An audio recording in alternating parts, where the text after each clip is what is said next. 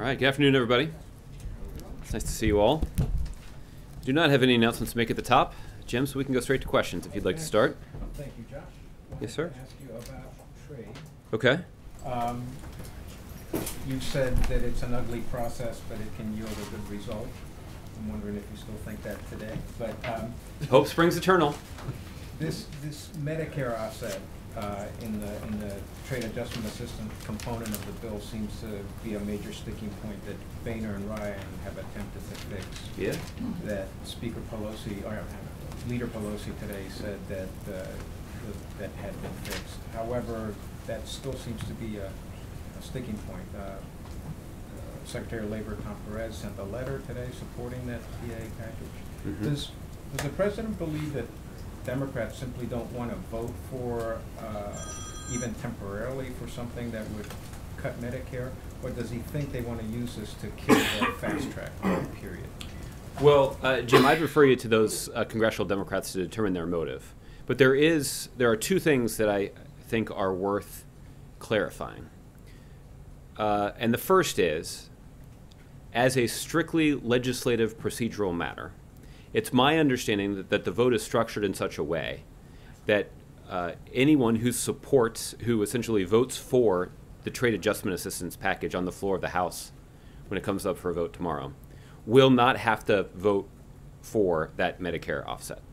That based on the way that they've structured it, there's a rule, you guys know more about this than I do, but there is a rule that has been put in place that if passed would prevent any member of Congress, and I think it's Democrats who are most concerned about this, from having to vote for the Medicare offset. So, and I think that is what led Leader Pelosi to conclude that this particular concern that she has raised had been effectively addressed. And this goes to something that I described yesterday, which is this is the kind of bipartisan effort that typically does yield success in the House. And this is an effort from Democrats and Republicans to sit down at the table, try to identify common ground, address mutual concerns, and try to move forward. And so that's why, as I mentioned earlier, hope does continue to spring eternal.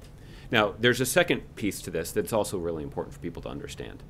And this has gotten lost in the debate a little bit.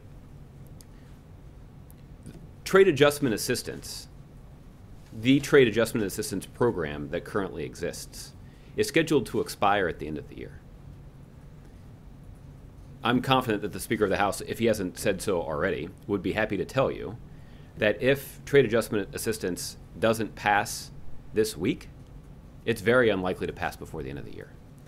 And what that means is it means that if you're a member of Congress and you vote against trade adjustment assistance this week, you are adding your name to the death certificate of trade adjustment assistance, because it will go away. And that is a source of significant concern to the president, and I know many other Democrats on Capitol Hill, because we know how critically important trade adjustment assistance is to middle-class families all across the country. This is a program that over its life has served 2.2 million American workers. And the good news, Jim, is that this is not just an extension of the already existing program. It represents a significant expansion. It nearly doubles the cap of money that's allowed to be spent on these programs. It makes a large number of American workers eligible once again for trade adjustment assistance, including more than 17,000 workers who'd previously had their application denied over the last 18 months. They can now have their application reconsidered for eligibility. So there are a lot of reasons for Democrats and Republicans to support trade adjustment assistance when it's on the floor at the end of the week. Now, even as Leader Pelosi said that she thought that the Medicare issue had been fixed, she still also raised a concern regarding public employees not being included in PAA. And I'm wondering, are Democrats moving the goalposts here? Is that a potential problem for you guys? Well, what we have indicated is that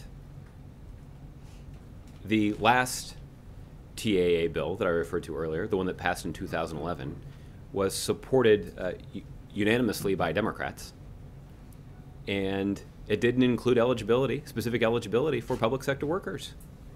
And there were no significant concerns that were raised at that time. So the fact is, this piece of legislation is consistent with that, and it would significantly expand those workers who are eligible. It would expand eligibility to those workers that may have been affected by trade with non-FTA countries like India or China. And that's, again, according to the statistics from the Department of Labor, that would affect up to 30,000 American workers. And the fact is that when public sector workers were eligible between 2009 and 2011, do you know how many public sector workers actually was certified as eligible to apply for trade adjustment assistance benefits? 0. None. Not a single one. So that is why, again, when you consider the opportunity that exists for the United States Congress to pass legislation that would make another 30,000, up to 30,000 workers who are affected by trade with non-FTA countries eligible for trade adjustment assistance, and another 17,000 workers who have previously been denied over the last 18 months and would have the opportunity to have their application reconsidered, the expansion of trade adjustment assistance that's included in this bill far outweighs any concerns about the inclusion of public sector workers, principally because when public sector workers were included in legislation, none of them were deemed eligible. So this issue that Ms. Pelosi is raising is a false argument? Well, again, I wouldn't say that. What I would say is we have a very strong case to make about why Democrats and Republicans should be able to act in bipartisan fashion to make sure that trade adjustment assistance doesn't expire. And in fact, they can actually be a part of making sure that these important benefits are expanded. Can you tell us a little bit about what the President has been doing today, his conversation with the Speaker, and the advocacy that Dennis McDonough, Tom Perez, and Secretary Lew are making on the Hill? Jim, I think you've about covered it. The fact is, everybody from the President on down, including many members of his team here at the White House and his economic team across the administration, are making an aggressive case to members of Congress about why they should support this trade package that is scheduled for a vote in the House of Representatives over the next couple of days. And the President did have an opportunity to call Speaker Boehner today. I don't have details of that conversation to share with you. They talked about this particular issue. And again, I think it is indicative of the kind of bipartisan cooperation that we know is ultimately successful to passing meaningful legislation in the House of Representatives. And this is the kind of template that we have long sought and we have long encouraged Republicans who are in the majority to engage in. And we're pleased to do our part. Again, it doesn't mean that a perfect piece of legislation is going to pass, but it does mean that Democrats and Republicans should be able to seize common ground to advance values that they share. And in this case, we're talking about trying to expand economic opportunity for every American. And that should be an area where Democrats and Republicans can find common ground. In the past, we often haven't been able to, but here's a prime opportunity for us to do it entirely consistent with the kinds of progressive values that the President has championed throughout his time here at the White House. Okay. Roberta? I want to ask about the Senate, and I'm wondering, does the White House support Senator Burr's cyber information sharing bill? Well, I haven't seen the details of the particular bill. The President put forward his own legislative language that at the beginning of this year that we believe would make it easier for the federal government to effectively respond to intrusions when they occur. It also will allow both government and private sector websites to better, private sector servers to better protect their networks from cyber intrusions. And that's why we have pretty aggressively advocated a congressional passage of that legislative language. It shouldn't be controversial. It certainly isn't partisan in nature, but it is technical enough that it would make sure that federal authorities have what they need to try to protect not just government computer networks, but also taking steps that would help the private sector protect their networks from cyber intrusions as well. So Senator Burr and some other Republicans are trying to move some cyber information sharing legislation, and there's been a suggestion that it be attached to the NDAA. What does the White House make of that approach? Well, We take a pretty dim view of that approach, to be blunt about it. The fact is, we want the Senate to pass cybersecurity legislation, not play games with it. And the suggestion that they're going to attach it to a piece of legislation that the president has already indicated he opposed is an indication that they're more interested in playing politics than they are in actually making sure that we have all the tools we need to protect the American people from cyber hacks, either emanating inside the United States or more commonly abroad. But the White House, correct me if I'm wrong, but the White House seems to regularly issue veto threats for the NDAA, but when it comes down to it, the president signs these large defense spending bills, authorization bills. So how serious is the White House this time around about this veto threat for the NDAA? Very serious, and I would, this is, we're obviously talking about some weighty policy matters when we're talking about the National Defense Authorization Act. And the president has in the past expressed serious concerns with some of the things that members of Congress have sought to add to this legislation. But the concerns that the president has are serious, and we have seen so far in the House that there are enough votes in the House of Representatives to sustain a presidential veto. And I think that's an indication that the president's veto threat should be taken quite seriously. Okay, Jim. Josh, on the Hill today, Lieutenant Colonel Jason Amarine testified that chaos and friction within the Obama administration between the FBI and the DOD led to a failure to gain the release of at least 5 civilian hostages, including Warren Weinstein and an American, Caitlin Coleman, and the child she gave birth to in captivity, the Taliban. His direct quote was, "Our nation lacks an organization that can synchronize the efforts of all our government agencies to get our hostages home." Is that true? Well, Jim, what I would say, first of all, is that the president has talked extensively about the great lengths that the U.S. government has gone to try to secure the safe return of American hostages being held overseas. The president has, on a number of occasions, ordered special operators to go into dangerous places, including into Syria, to try to secure the release of U.S. hostages. The president has also ordered similar raids in Yemen.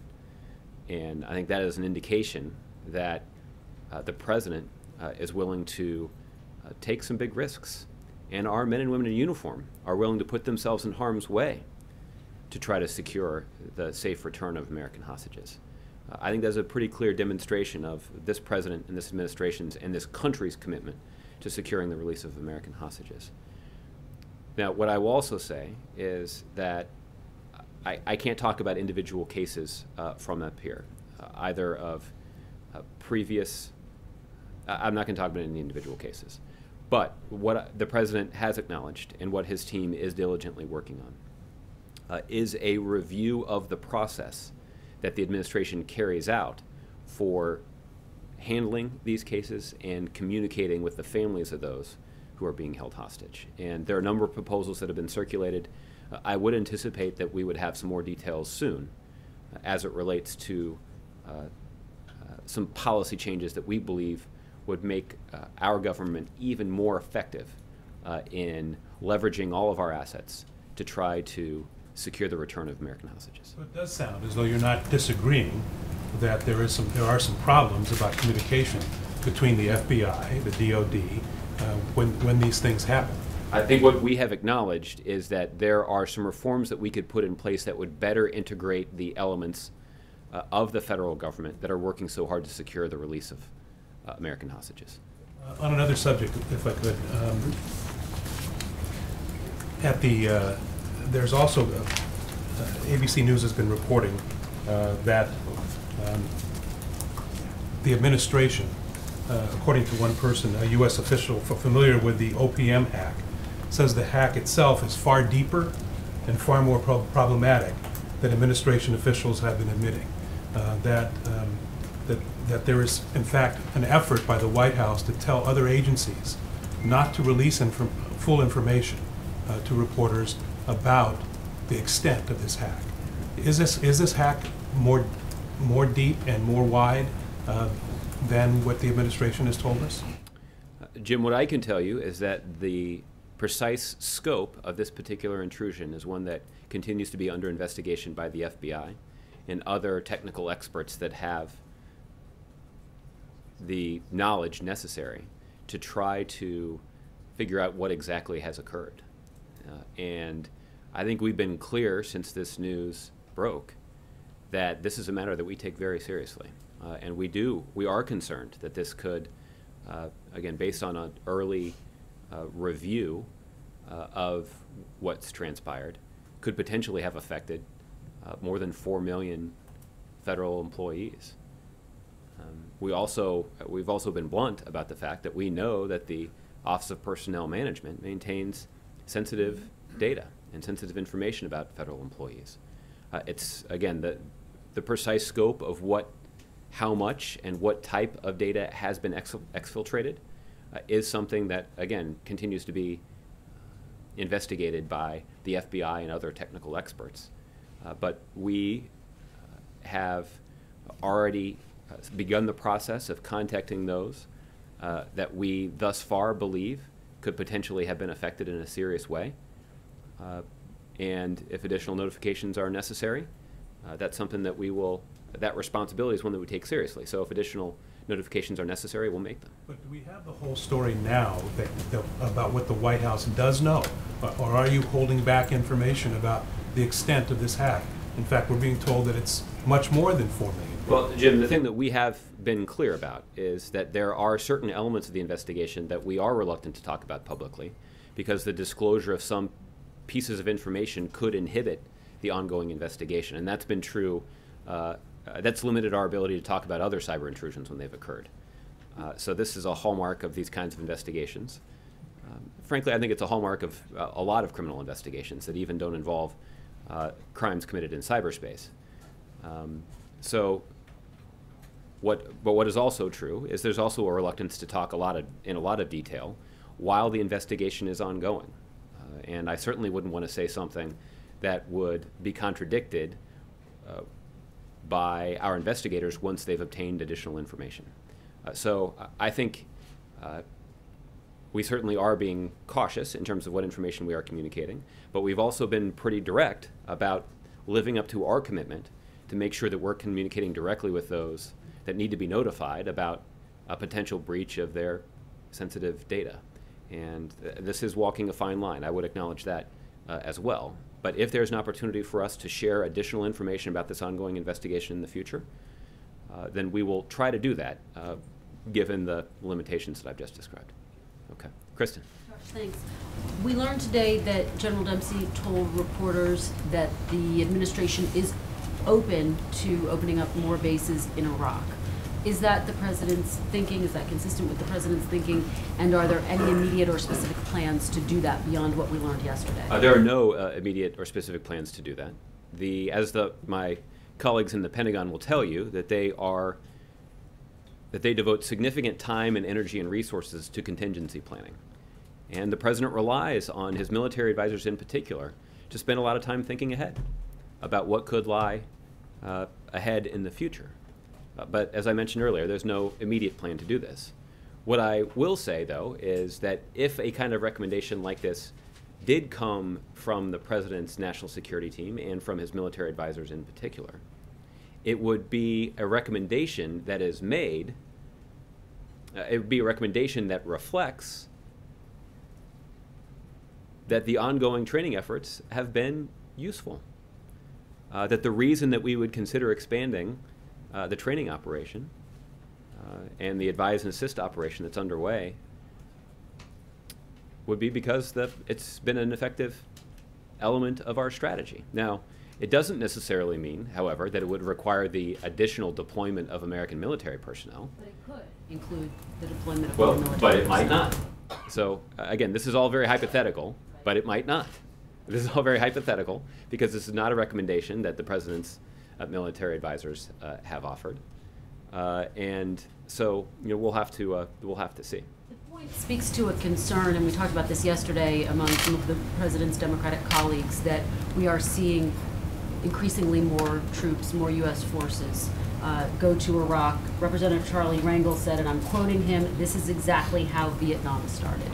Your response to that broader concern that this is in fact mission creep?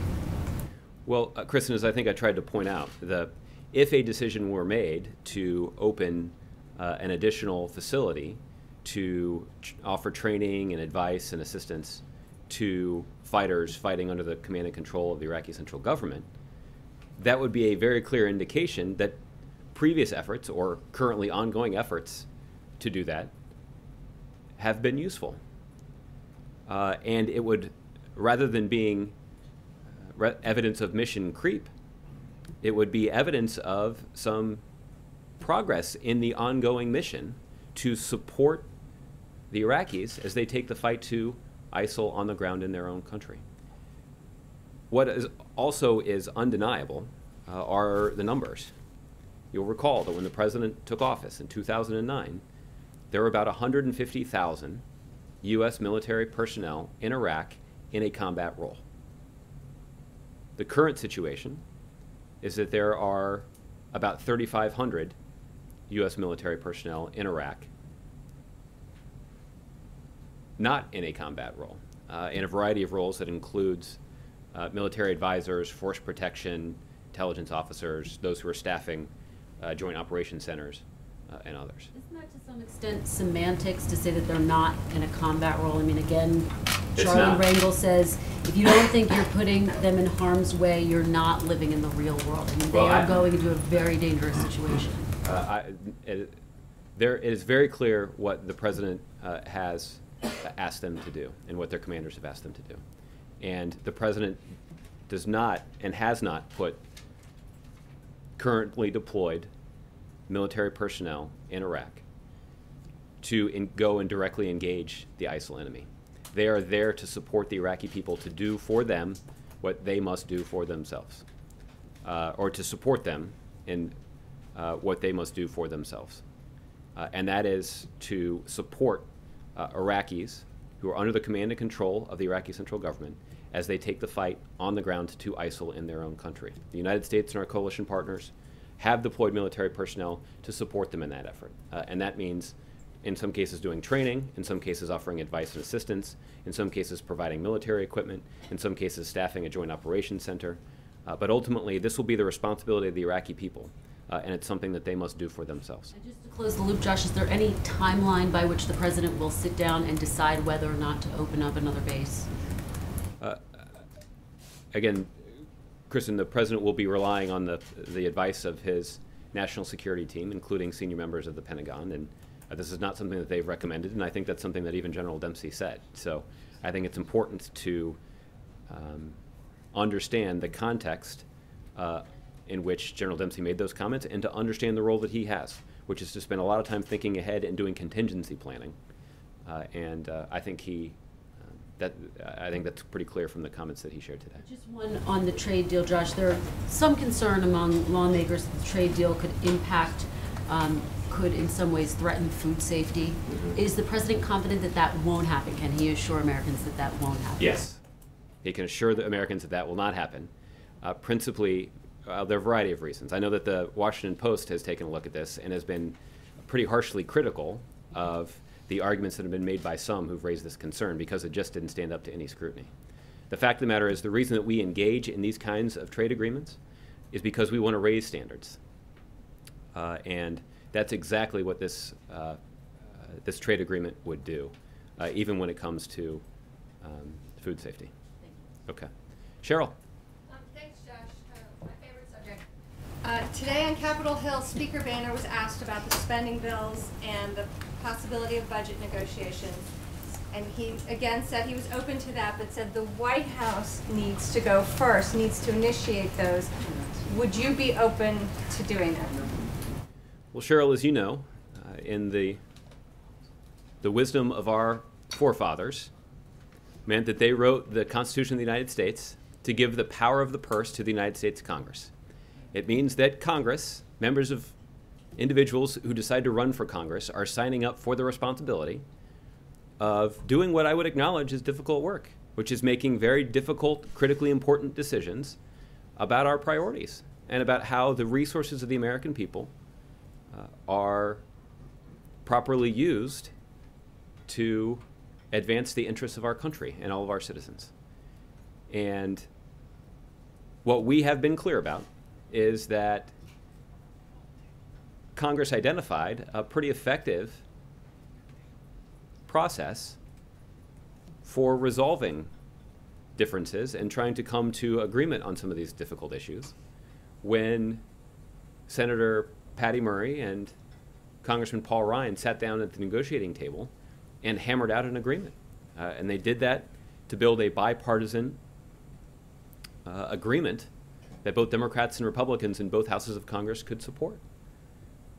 And the White House was, of course, involved in that process. We were aware of what was going on. We, in some cases, offered some technical assistance about helping them understand what what impact certain budgetary decisions would have. But ultimately, this is something that Congress must resolve. What I will also say, though, is that the president put forward a budget. The president's actually been very clear about what direction he thinks that we should go. It's a common sense, fiscally responsible plan that puts the interests of middle-class families first and makes expanding economic opportunity for every American the top priority. We believe that there's a clear template for how this can get resolved. We have been clear, and we've demonstrated a willingness to play a supportive role in those conversations. And the president has actually put forward already, months ago, a specific template for the direction that he believes those conversations should go. Now it's time for Congress to step up and do their job. Hopefully they will. Olivier. Couple for you, Josh. You said that everybody from the president on down is making calls on trade. Does that include the vice president? I would check with the vice president's office about that. I don't know whether or not he's making calls today. And then in your back and forth with Christian, you suggested that this hypothetical future opening of other facilities in Iraq would be a sign of progress. Did I hear that correctly? Well, the point that I'm trying to make, Olivier, I think what I described it as useful. And the reason is simply this, that if again, hypothetically, the president were to make a decision at the recommendation of his national security team to open up an additional facility in Iraq where training, advising, and assisting could occur, he would only do that if already open facilities where training, advising, and assisting of Iraqi fighters is occurring was useful. And so the point is, it was an effort. I was anticipating Kristen's question about mission creep, which I think is a legitimate one to raise. I think the point is that if an additional base were opened at the recommendation of the President's National Security Team, it would be entirely consistent and, frankly, even an endorsement of the strategy moving forward. But again, at this point, that is a theoretical, hypothetical exercise. Okay, I recognize the difference between a sign of progress and useful. I recognize there's a distinction there. Okay. On the mission creep issue, you don't have to give me a number, but does the president have a number in mind of troops above which he's not willing to go? You've repeatedly said he's not going to send 150,000 American troops back. So is there some number below that where he would say, no, forget it, this is just not worth doing? Not one that I'm aware of, but I think the context for this debate is important, and you just laid it out, which is that there's a significant difference between 150,000 troops in a combat role and 3,500 U.S. troops in roles not in a combat role, and a variety of other roles. That is not in any way to downplay the kind of risk that these military service members are assuming on behalf of our nation. I certainly don't take that lightly. I can guarantee you that the President of the United States does not take that lightly. But the way that the President makes decisions about the number of military personnel that are necessary in Iraq are not driven by an arbitrary consideration of round numbers, but rather are driven by the number of military personnel required to carry out what the President has ordered. So in this most recent case of expanding our training, advising, and assisting mission to Qadim Air Base, the military planners put together essentially the scope of what that operation, that mission would look like at that air base. And then they put forward what they believed was the necessary number of military personnel that would allow that operation to be, or that mission to be successfully executed. And it also factored in the number of support personnel, the number of security personnel and others that would be required there. And that number is a little over 400 that would need to be at the base. And that's ultimately the way these decisions are made. So it's not driven by the numbers on the front end. It rather is a consideration of the policy recommendation that's been put forward by the National Security Team, and then the consideration about the number of military personnel that would be required to successfully and as safely as possible complete that mission. Okay? Jim? Josh, just to follow up on that, when you talked about opening up a base at Taqadum or the prospect of opening up further bases around Iraq, these would be Iraqi bases, would they not? These would not be U.S. bases. These are bases that are in Iraq, and we do not envision the establishment of a military base in Iraq at this point. Legally, that would not be possible, correct? You don't have a status of forces agreement. You don't have the legal architecture in place to open up U.S. bases in Iraq. So you're basically using their space, or how? I will acknowledge that I'm not familiar with the legal requirements of these kinds of agreements. But again, to answer your question as precisely as I can, yes, these are Iraqi facilities where U.S. military personnel would go to carry out a train, advise, and assist mission. And there are 5 of those bases where that mission is taking place right now inside of Iraq. Okay. I guess because when the chairman of the Joint Chiefs is talking about the prospect of opening up bases around Iraq, I suppose that some Americans may be confused as to what he's talking about, because you're not talking about opening up U.S. military bases. That's correct. It may be, I didn't see the exact transcript of his remarks. It may be that he meant opening up those bases to U.S. military personnel where this training, advising, and assisting operation could be carried out. You're not talking about getting into the business of opening up U.S. military bases. That's not something that's been contemplated. I wanted to ask you about the Affordable Care Act. I know the President has an interview today with the program Extra, and he's also been making some remarks. He made some remarks yesterday in a speech and talked about this during the news conference in Germany. And I was just curious, are you trying to communicate to the Supreme Court justices about what's at risk if the Affordable Care Act is gutted in King versus Burwell? It just almost feels like you've jumped into campaign mode all of a sudden on Obamacare, and so I'm just curious, are you trying to reach the justices there with some of this? No, and I think there are a couple of reasons for that. The first is the President has, I think on a number of occasions, even in the context of some of his recent remarks, acknowledged that the decision in the King v. Burwell case will be a decision that's made by a separate but equal branch of government, and those are the 9 justices of the Supreme Court. I'm certainly no Supreme Court watcher or expert, but my understanding about the way that these things typically go is that the opinions are typically written a number of days in advance of their eventual release.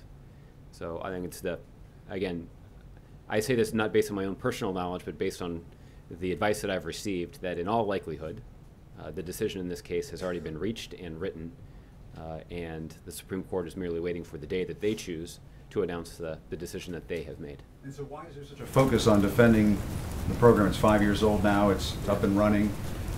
Well, I think this is, the President views this as a significant element or a significant achievement of his presidency. And it has had an impact on millions of Americans. And I'm not just referring to the 16 million Americans who received health care after the Affordable Care Act took effect. I'm actually referring also to the millions of other Americans across the country who benefit from the consumer protections that are included in the law. That includes every single woman who has health insurance in the United States. They no longer have to be worried about being charged more just because they're a woman. I'm talking about every American in the United States that has a so-called pre-existing condition. They never again have to be worried about being discriminated against because they have a pre-existing condition. I'm talking about every single American who previously worried about hitting their lifetime cap. Because of the Affordable Care Act, an insurance company can no longer say that they're not going to stop paying your benefits because you've been too sick. and I think reminding people of that progress and those important benefits is something the President feels strongly about. And even if there are no more Supreme Court cases between now and January of 2017, I would anticipate you'll hear the President make that case at least one more time. And finally, Senator Lindsey Graham told CNN that he's considering the idea of a rotating first lady should he become president. And I'm not going to ask you to weigh in on that idea unless you would like to. But to get at that question, I'm just kind of curious what it would be like at the White House without a first lady, and would you be able to do everything that a White House does without a first lady? She is a huge current first lady, has a very large ceremonial role and policy role at this White House. Well, I think that's what occurs to me, Jim, is it's hard to, at least it's hard to imagine this White House without this first lady. She obviously has played such an important role, not just in carrying out the ceremonial aspects of her job, but also in advocating for the kinds of things that she and the President believe should be national priorities. And these are things about making sure that our kids get off to a healthy start in life, and making sure that our military families have felt the full weight of support and gratitude that the American people have for the sacrifices that they have made for our country. So it's hard for me to imagine both a Graham White House and what a Graham White House would be without a First Lady. But I would obviously defer to the Senator to describe what that would be. Okay. Chris. Thanks, Josh. Among the opponents of the Trans-Pacific Partnership, or LGBT advocates, who say the deal improperly opens up trade with countries that criminalize being LGBT.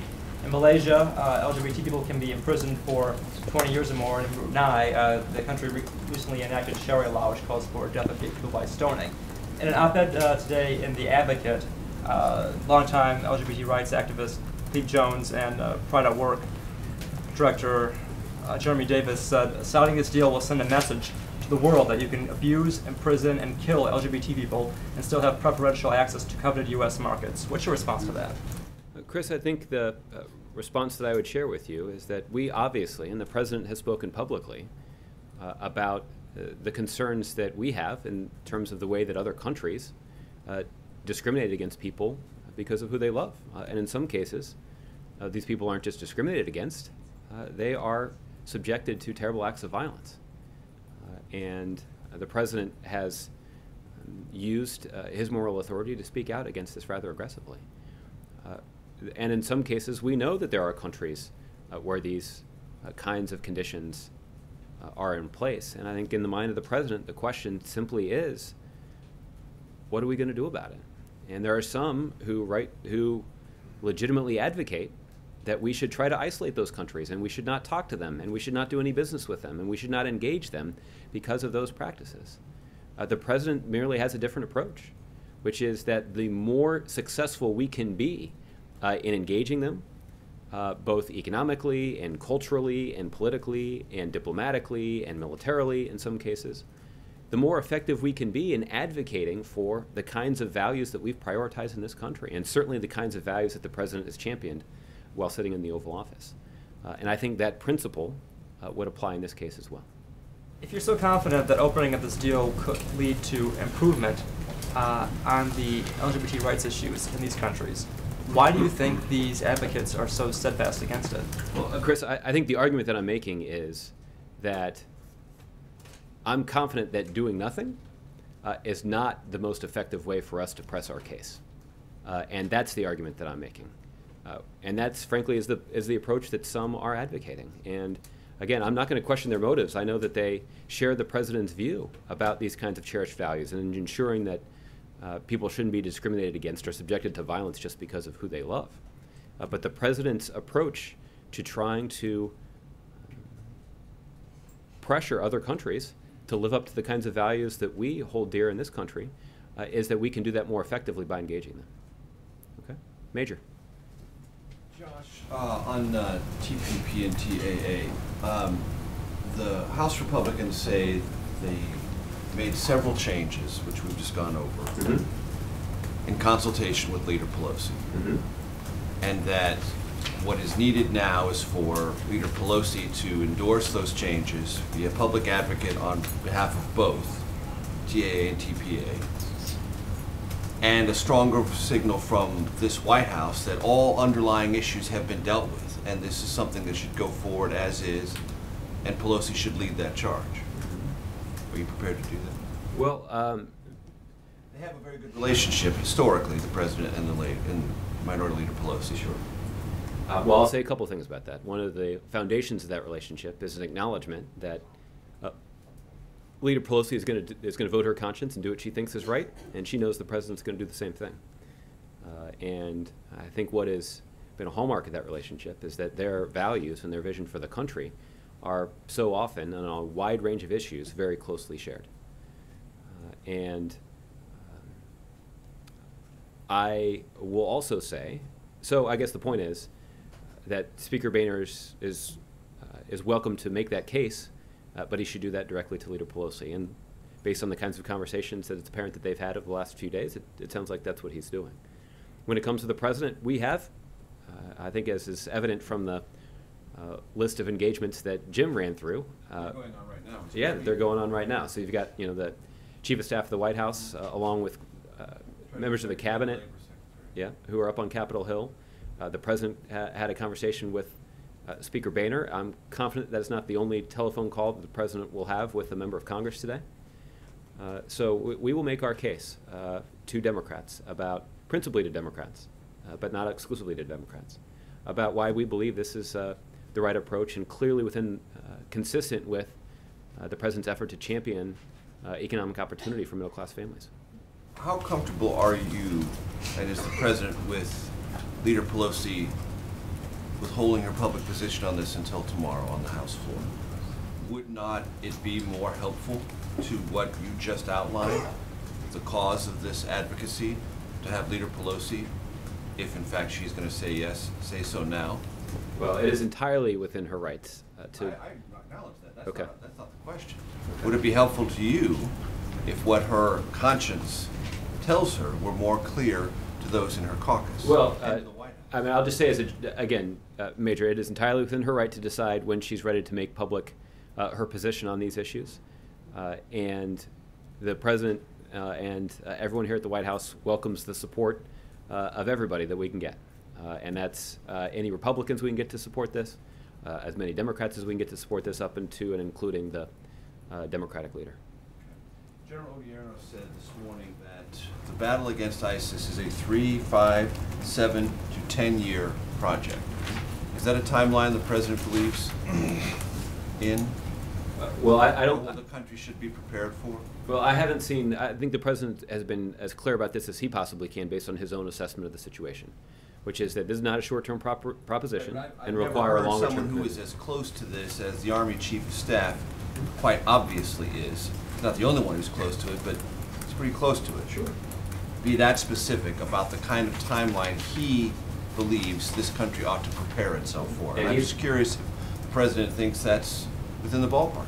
That's something the country ought to brace for. And General Odierno obviously has spent not just time in his current role, but he's also spent a lot of time on the ground in Iraq in the previous campaign in Iraq. And so he is somebody that brings a significant knowledge.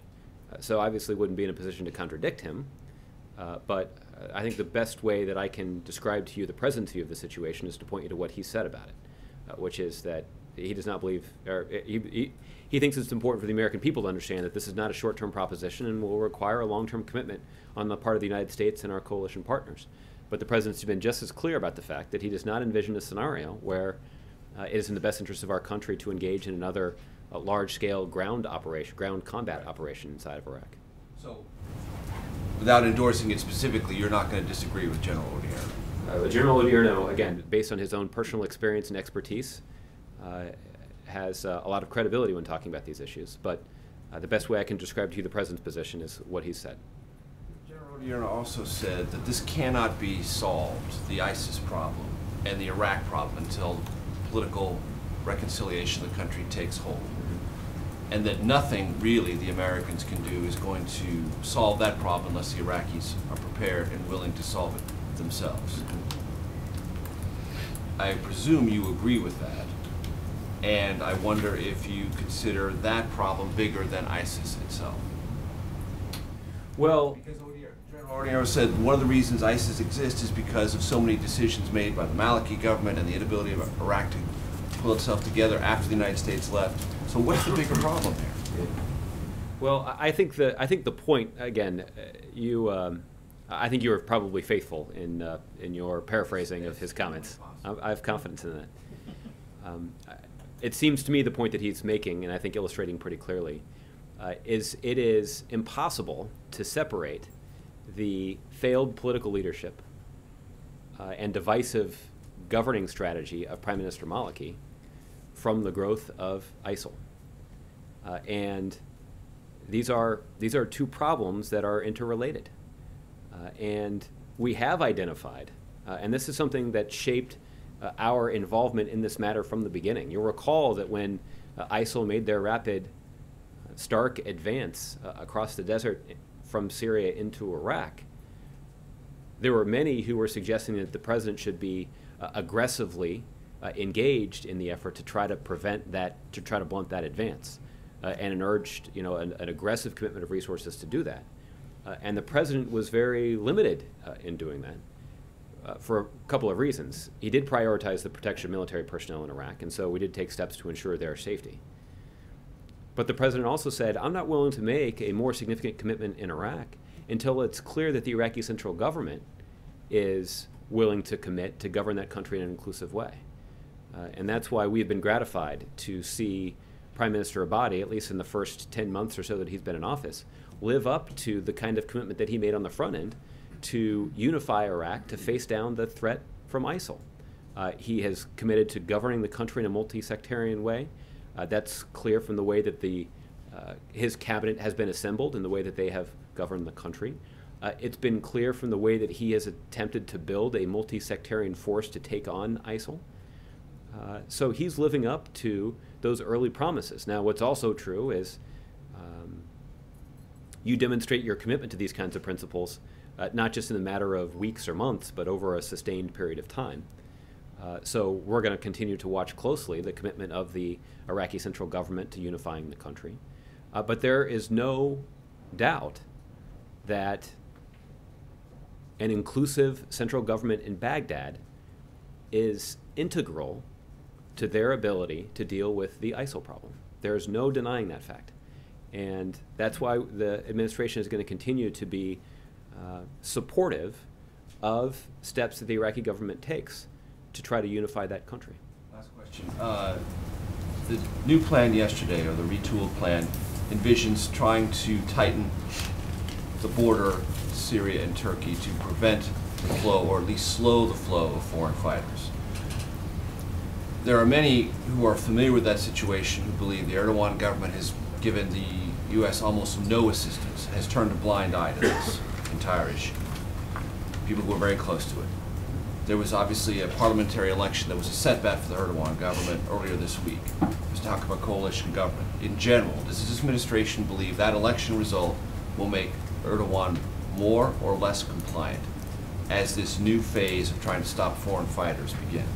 Well, I think we'll see, Major, and I think the president took this on pretty directly in the news conference that he did in Germany on Monday, where he indicated that there's more that we would like to see Turkey do to coordinate with our broader international coalition to shut down the flow of foreign fighters to ISIL and to Syria. By more And something. well, I think there are steps that Turkey has taken to demonstrate their willingness to be constructive here, but there's a lot more that we believe they can and should do. Okay, Kevin. Josh, thanks. I want to kind of follow up on something Major was talking about, Okay. And refer you to another military leader who obviously is intimately aware of what's been happening on the ground vis-a-vis the battle with ISIS. General Michael Flynn, who was on with Neil Cavuto yesterday, said some pretty interesting things. Among them, he was asked if he thought ISIS was winning, and he said, yes, I think ISIS is achieving the objectives they have set out to achieve. I think they feel probably very emboldened. They feel pretty good. I'm just curious, when you hear something like that from someone who's so intimately aware of what's happening there in Iraq, how do you absorb that? Do you dismiss it outright, or do you simply take information like that and say, well, that's somewhat of a reflection of what's happening? Well, Kevin, I think that we've been very blunt about what our assessment is of the situation on the ground there. And specifically, there have been areas where we've made some important progress, and that includes, retaking the Anbar town of Baghdadi, to the driving ISIL out of Tikrit. Even thinking back to last summer, there was a rapid advance of ISIL fighters across the desert in Iraq, where they appeared to be encroaching on Erbil, and that was an offensive that was blunted, and principally by working with Kurdish security forces and being backed by coalition military air power. They haven't just blunted that offensive, but they've started to roll back many of those gains. At the same time, we've also been pretty forthright in acknowledging that there have been areas where we and the Iraqis have sustained setbacks, and Ramadi is the best example of that. But that is the nature of any kind of military conflict, and it's certainly been the nature of this conflict as well. And what the President has directed his national security team to focus on is to make sure that we have a strategy that reflects that environment on the ground. And that's why you saw this announcement yesterday about the decision to open up an additional Iraqi base in Anbar province, where American military personnel would go about carrying out a mission to train, advise, and assist Iraqi fighters. And that's what they're prepared to do. And that's consistent with our assessment of what's happening on the ground, and consistent with the kinds of strategic choices the President believes are most likely to yield success. I've heard you use the expression train primarily, although today you say train, advise, and assist. The Pentagon, for the most part, has simply been saying, they're there to advise. Is there any space between the two descriptions, or is it all one fell swoop of a description of what they'll be doing, the 450 additional U.S. personnel? Well, Kevin, what I can say is that the mission that the President authorized is a mission to train, advise, and assist those forces that are fighting under the command and control of the Iraqi central government. And that means both members of the Iraqi security forces. It also means those Sunni tribal fighters that have been recruited into the fight to fight under the command and control of the Iraqi central government. And that's what their mission is. And that's the way that it's been described by both the Pentagon and the White House and the State Department, for that matter. And it's consistent with what we have broadly said about the commitment of the United States and our coalition partners to support the efforts of the Iraqis to take the fight on the ground to ISIL in their own country. Lastly, I'd like to ask you about the idea of using grants essentially to help diversify some affluent areas. I was reading about that today. Can you tell me what the President's position is on that, and why that seems like a good idea to sort of give communities, if nothing else, an opportunity to advance and move up? Are you talking about the UN Stabilization Fund? Yeah.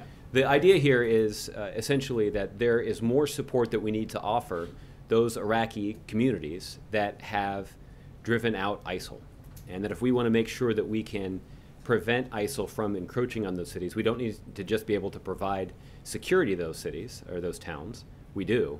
We also need to make sure that we're building up the capacity of local governance structures to govern those areas.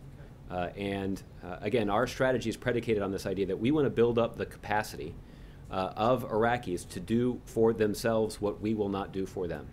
And that is to govern and provide security for the communities in their country. Lastly, when you say we want to help them win their fight for their country, and others argue sometimes, well, you're not in it to win it. Is that a frustration for the White House when you hear that? Because it seems to me you're trying to help them, but you're not trying to win it yourself. Is that what you're telling me? What I'm telling you, Kevin, is that the fight against ISIL is one that the Iraqi people must do for themselves. They can do that with the strong support of the United States and our coalition partners, and there are a variety of ways that we can support them, and whether it's with military coalition airstrikes or offering training, advising, and assisting of Iraqi fighters that are operating under the Iraqi central government. It also is engaging in an effort to shut down the flow of foreign fighters that are filling the ranks of ISIL. It also is undertaking efforts with our coalition partners to try to shut down ISIL's efforts to finance their operations. All of those are things that will eventually benefit the Iraqis, as they fight a war that they must fight for themselves. Okay? Angela. Thanks, Josh. The president obviously had some sharp words to say about Greece at his press conference on Monday, and today EU President Donald Tusk seems to have finally reached a tipping point on Greece. He has very, very harsh words, and the IMF negotiating team left Brussels with no deal. Are we likely to hear any more from the president on Greece? Is there anything he's doing behind the scenes, and what does he see as his role in that crisis? Angela, I don't anticipate that you'll necessarily see the president weigh in on this again, although it's certainly possible that one of you could ask him. But our view, and it's a view that we have pretty consistently articulated, is that we want all sides to continue to focus on finding pragmatic solutions that will allow Greece to chart a path to recovery. Now, that also means that Greece must pursue some of the kinds of structural reforms that they've committed to. And this is this is the essence of the negotiation that's ongoing right now between Greece and their creditors. And the role of the United States, and this is something that Secretary Liu has been leading on the part of the United States, is to encourage all sides to come to an agreement that does not, or in order to prevent some kind of broader default that would destabilize the global economy and have a possible negative impact on the U.S. economy. Secretary Liu over the last couple of weeks has met with his G7 finance minister counterparts to discuss this issue.